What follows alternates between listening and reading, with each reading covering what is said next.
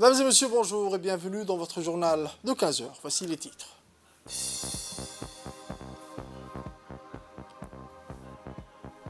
Djibouti et l'Éthiopie renforcent leur partenariat dans la région de l'Igad.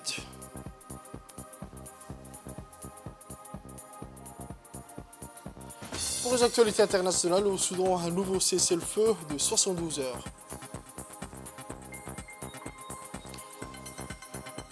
C'était le titre, mesdames et messieurs, le journal au complet.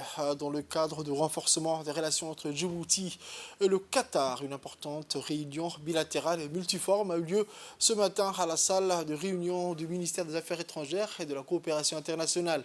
Cette importante réunion, présidée par le ministre des Affaires étrangères et de la coopération internationale, M. Mahmoud Ali Youssouf, a vu la participation des membres du gouvernement. Le président des autorités de port et des zones franches, M. Bakar Omar Hadi, le directeur général de l'ANPI, le directeur de l'ODEG ainsi que les hauts responsables du MAICI. Du côté qatari, la délégation était composée de l'ambassadeur du Qatar à Djibouti ainsi que les différents représentants du ministère qatari et d'investisseurs. Les sujets abordés par les deux parties s'est porté sur les relations bilatérales dans le domaine de la technologie, l'énergie renouvelable, le transport, le commerce, le tourisme ainsi que l'excellente intégration économique des deux pays. Ils ont sur ce exprimé leur volonté d'accroître leurs relations bilatérales et de la consolider davantage dans tous les domaines, rappelant qu'il y a une volonté manifestée de la part des deux pays d'insuffler une dynamique nouvelle aux relations d'échange et de solidarité entre les deux pays et les deux peuples. C'est dans le cadre de la stratégie de numérisation, de partage et de protection des données sur la santé transfrontalière dans notre région que l'équipe de projet de numérisation des données sur la santé dans la région de l'Igad a organisé ce matin une réunion de travail pour la collaboration transfrontalière à l'hôtel de Gobad et Dekhil pour le renforcement de la surveillance des maladies. Ce projet bénéficie d'un soutien financier de l'Agence allemande de développement et de la coopération internationale.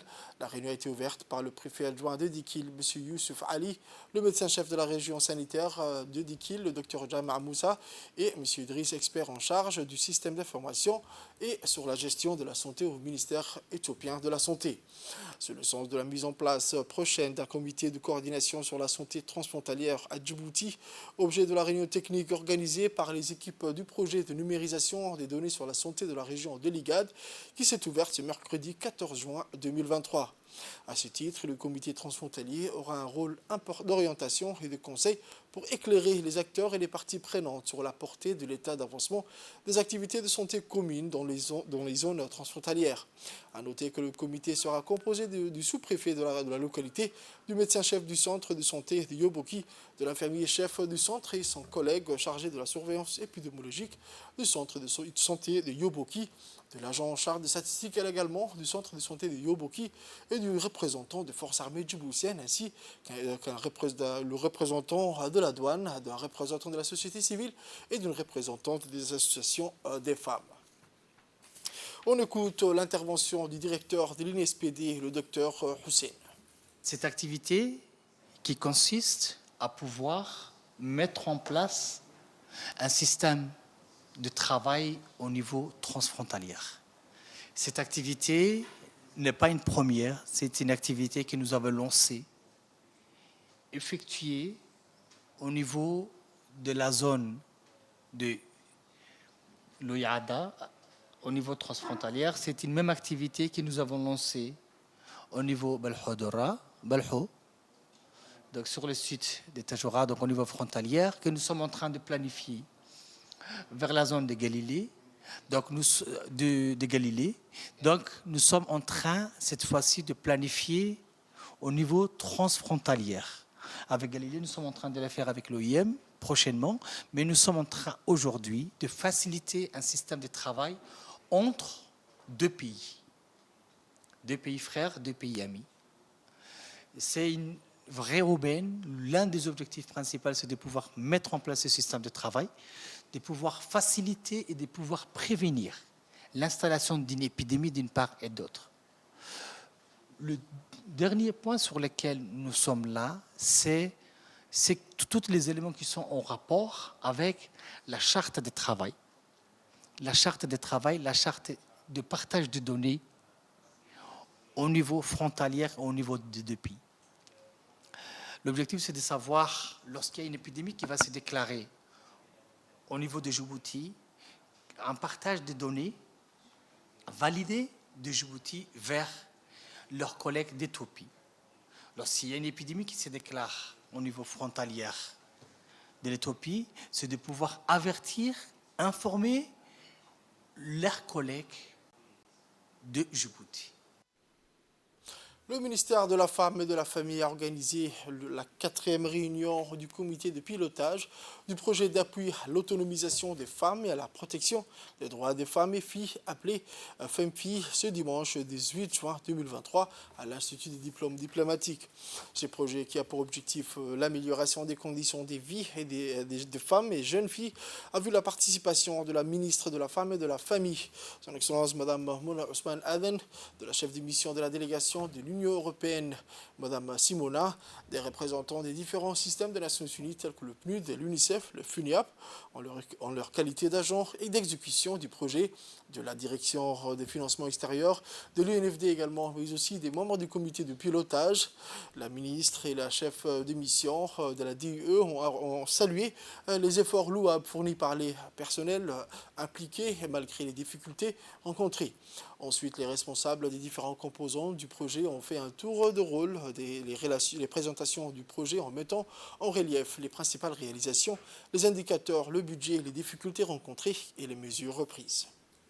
J'aimerais rappeler que l'Union européenne s'est engagée à financer des activités dont les résultats soutiennent le gouvernement dans son objectif de faire respecter les droits des femmes et des filles en matière d'autonomisation et d'éradication des mutilations génitales féminines. Cela traduit le soutien fort et continu de l'Union européenne en faveur des domaines sous la responsabilité de votre ministère, Madame la Ministre. Je rappelle que cet engagement de l'Union européenne doit bénéficier d'une collaboration étroite et d'un partenariat privilégié entre toutes les parties impliquées, afin que le budget considérable que nous mettons à disposition permette des changements et des améliorations profondes et viables à long terme. Ensuite, voici les propos de la ministre, Mme Mona Ousmane Aden, ministre de la Femme et de la Famille. Le projet Femmes-Filles est un projet global qui répond aux politiques publiques en matière du genre, notamment dans l'éducation, l'alphabétisation, l'autonomisation et les mesures de protection qu'il faut mettre en place. C'est un programme pour nous intégré. Au ministère de la Femme, c'est le principal projet qui est financé donc avec l'appui de l'Union européenne, mis en œuvre avec nos agences d'exécution ordinaires, à côté de tous les autres projets qui sont exécutés, que ce soit en termes de multisectorialité avec les partenaires des différents ministères, mais également avec les financements propres des différentes agences. Ce programme, comme vous l'avez bien souligné, a constaté des retards, mais à chaque fois, le comité de pilotage a eu la possibilité de se réunir et de mettre en place des plans accélérés qui ont donné des résultats assez importants. Les difficultés viennent à chaque fois de façon vraiment organisationnelle, fonctionnelle, budgétaire. C'est vraiment des choses qui sont à l'encontre des volontés de tout à chacun. Donc à chaque fois, on prend les problèmes au pied levé et on essaie de trouver les solutions ensemble. Et je pense que jusqu'à présent, nous avons trouvé les moyens de pouvoir mettre en place des plans accélérés. Et je pense que maintenant, il n'y aura pas de raison aussi de remettre en place les activités qu'il faudra exécuter en priorité. Les résultats attendus de ce projet sont, pour moi, jusqu'à aujourd'hui, assez probants. Nous avons des activités, notamment dans la partie autonomisation, qui sont très souhaitées et pour lesquelles on a mis beaucoup d'efforts dessus pour que la formation et la mise en œuvre des petits projets ou bien des petits programmes pour les femmes soient réalisés et réalisables le plus rapidement possible, Inch'Allah. Le ministère de la Femme s'est doté de la politique du genre pour les 10 prochaines années. Donc tout ça nous donne vraiment une confiance et un horizon un peu plus clair et un peu plus lisible. Et nous espérons que le programme Femmes-Filles contribue déjà et continuera à contribuer à la mise en œuvre de notre politique nationale du genre. Autre nouvelle du pays, le ministre des Affaires musulmanes et des Biens Warf, son Excellence M. Mohamed Hassan Barre, a assisté à la conférence parlementaire internationale sur le dialogue interreligieux, un événement organisé par l'Union interparlementaire, le Parlement marocain, en collaboration avec l'organisation Religions for Peace et le soutien de l'Alliance des civilisations de l'Organisation des Nations Unies. Cette conférence, qui s'est déroulée sous le haut patronage du roi Mohamed VI, est centrée sur le thème dialogue interreligieux, collaborer pour un avenir commun. Elle a vu la participation des parlementaires et des chefs religieux qui s'engagent dans un dialogue constructif pour discuter des meilleures pratiques afin de résoudre les défis majeurs et la coexistence harmonieuse entre les différents peuples et cultures. Ils ont évoqué l'excellente relation qui unit la République de Djibouti et le Royaume du Maroc, ainsi que leur niveau de coopération étendu à divers secteurs de développement. Le ministre a également souligné la solide relation entre Sa Majesté le roi Mohamed VI et le président de la République, son Excellence M. Ismaël Marguerite. Le ministre a souligné également l'importance que donne le pays à Djibouti à la promotion de la culture de paix et de tolérance, avec la création notamment de l'Institut Al-Wasatiya et la culture de paix inaugurée par le président de la République le 20 mars dernier. Ce lancement de cet institut a pour vocation régionale illustre la politique judicieuse du président de la République visant à renforcer la position de notre pays et à propager les valeurs de tolérance et d'ouverture. À l'issue de ces travaux, la conférence a adopté la déclaration de Marrakech qui appelle à la création d'un mécanisme institutionnel au sein de l'UIP pour examiner les meilleures pratiques et suivre les propositions relatives au dialogue interreligieux afin de promouvoir la culture de la paix, de la tolérance et de l'ouverture dans un contexte de diversité culturelle et confessionnelle. Au dernier jour des assises du Forum germano-africain de l'énergie de Hambourg en Allemagne, le ministre de l'énergie chargé des ressources naturelles, son Excellence M. Younis Ali Ghedi, a eu des entretiens bilatéraux fructueux avec des hauts responsables de la société égyptienne El-Sewidi Electric et de ceux du groupe énergétique allemand Siemens Energy. Au cadre de la société Sewidi Electric, l'entretien a porté essentiellement sur l'impulsion et le développement des projets énergétiques à Djibouti, la mise en œuvre d'une assistance technique au profit des ingénieurs djiboutiens, l'installation des mini-centrales solaires dans 2 villages éloignés du réseau électrique national et l'implantation de plus de 170 pompes solaires dans des puits situés en zone rurale. Et avec les dirigeants de Siemens Energy, les échanges étaient plus axés sur l'impulsion du projet d'extension du parc éolien de Goubet en vue d'atteindre une capacité installée de plus de 100 MW et la réalisation du projet de la seconde ligne d'interconnexion électrique Djibouti-Éthiopie. Soulignons enfin la présence à ces entretiens de l'ambassadeur de Djibouti en Allemagne, M. Yassine Hussein Douale, du conseil technique du ministre, M. Mahdi Waberi Hassan, et du directeur de l'énergie, M. Goulet Mohamed Jama. Pour les actualités de ce journal, je vous emmène à Arta, où ce week-end, Sun Hill Center a abrité une session de formation de 4 jours par les pairs sur le portage de plaidoyer. À l'issue de cette session, où l'Association nationale des communes du Bénin, l'ANCB, a partagé avec les élus membres du bureau de l'Association nationale des collectivités locales djiboutiennes, l'ANCLD, et le personnel du secrétariat permanent des outils, mécanismes, stratégies formelles et informelles à mettre en œuvre pour un rayonnement de l'association de Djibouti. Par ailleurs, une convention de partenariat a été signée entre les 2 associations en présence du ministre délégué chargé de la décentralisation, M. Kassim Haroul Ali, qui a par ailleurs procédé à la clôture de cette formation. Cette clôture s'est déroulée en présence du préfet d'Arta, M. Hassan Dabelé, des responsables et les membres de l'ANCLD de Djibouti, mais aussi de l'ANCB du Bénin. Durant les 4 jours d'intenses efforts et réflexions ont été fournis par les organisateurs et les participantes qui ont bénéficié de ces expériences utiles pour renforcer la mise en œuvre de la politique de la décentralisation initiée par le président de la République, son Excellence M. Ismaël Marguerite.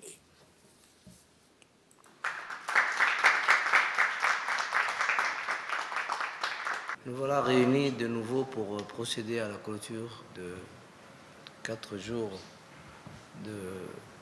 d'intenses travaux de formation instructive et riches en enseignements qui ont permis à tout un chacun de vous de profiter pleinement d'une panoplie d'échanges constructifs et fructueux autour d'une thématique de valeurs portant sur le plaidoyer de campagne médiatique. Il me choisit ainsi l'honneur d'adresser mes sincères félicitations à l'endroit des organisateurs de cet atelier et plus particulièrement à l'ensemble des personnes ressources qui ont animé les sessions de cette session formative. Pour leur enthousiasme pédagogique et la participation active et remarquable des acteurs des collectivités locales. On écoute les dires du président de l'ANCLD. Mais cet atelier a été un peu particulier pour nous.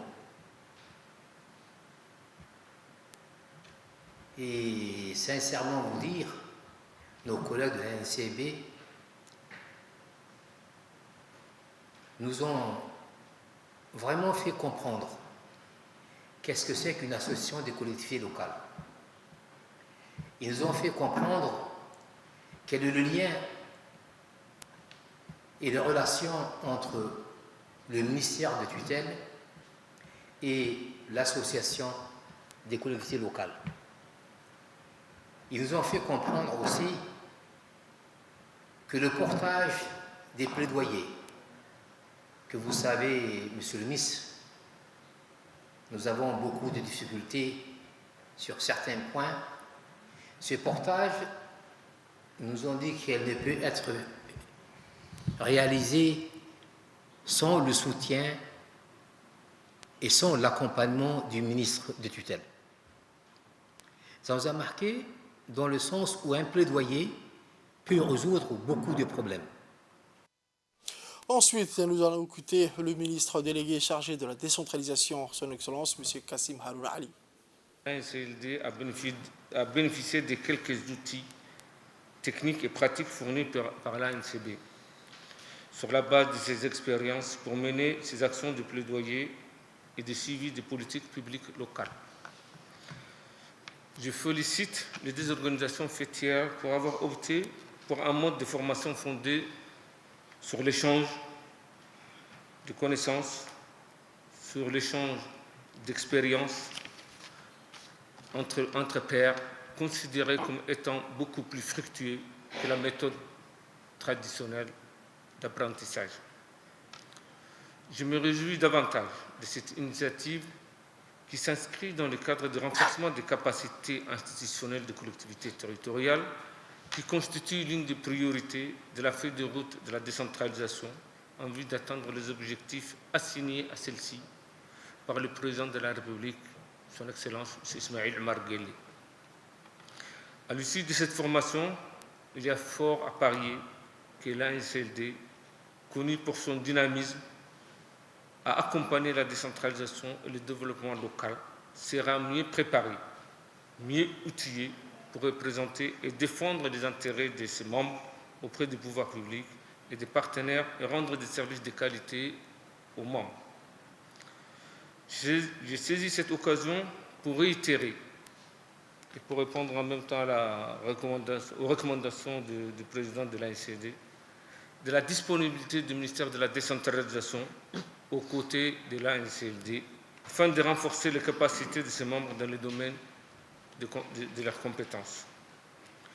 Je ne peux qu'encourager l'ANCLD et l'ANCB à continuer de renforcer leur coopération et à mieux coordonner leurs actions visant à appuyer plus efficacement le processus de la décentralisation.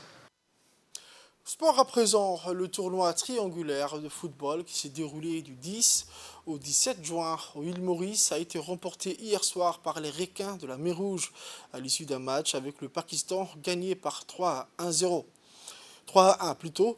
Ce tournoi qui regroupait 4 pays, à savoir Djibouti, l'île Maurice, le Kenya et le Pakistan, a été l'occasion pour notre équipe nationale de remporter le trophée du tournoi. Les Requins qui seront de retour mardi au pays ont été félicités aussitôt par le président de la Fédération djiboutienne de football et le vice-président de la CAF, M. Suleiman Hassan Ouabri. Il a félicité également l'équipe nationale au nom des membres de la grande famille de football, au nom de tous nos compatriotes et en son nom propre. Vous avez réalisé durant cette compétition un excellent travail, joueurs et techniciens ainsi que membres du staff. Vous avez défendu avec fougue et détermination les couleurs nationales. Tu ne peux plus vivre. Félicitations pour l'exploit sportif. Fin de citation.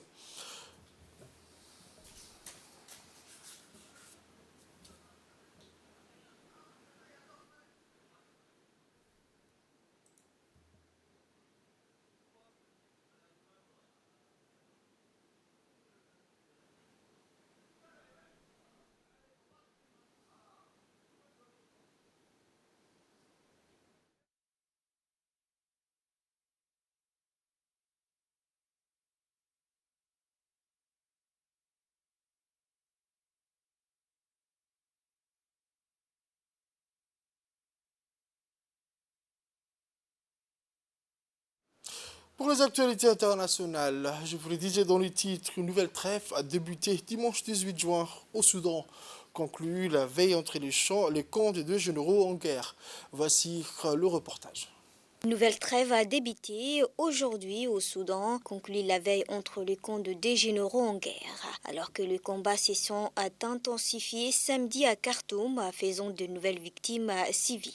L'armée et le paramilitaire engagés depuis le 15 avril dans un conflit ont accepté un cessez-le-feu de 72 heures, selon le médiateur saoudien et américain. Le Royaume d'Arabie Saoudite et les États-Unis annoncent l'accord de représentants des forces armées soudanaises et de forces de soutien rapide pour un cessez-le-feu dans tout le Soudan pour une période de 72 heures à partir de dimanche, a indiqué un communiqué du ministère saoudien des Affaires étrangères. Outre l'arrêt de tout mouvement et d'attaque, les deux camps ont convenu d'autoriser l'acheminement de l'aide humanitaire dans tout le Soudan, selon le communiqué. L'annonce du cessez-le-feu intervient alors que le combat font rage à Khartoum où des frappes aériennes et d'explosions ont fait des morts parmi les civils. En 10 mois de guerre, plus de 2000 personnes ont été tuées au Soudan, selon l'ONG, et plus de 2,2 millions de personnes ont été déplacées par le conflit, selon l'ONU. C'est tout pour ce journal de 15h, mesdames et messieurs. Merci à vous de l'avoir suivi et restez avec nous pour la suite du programme sur Télé Djibouti.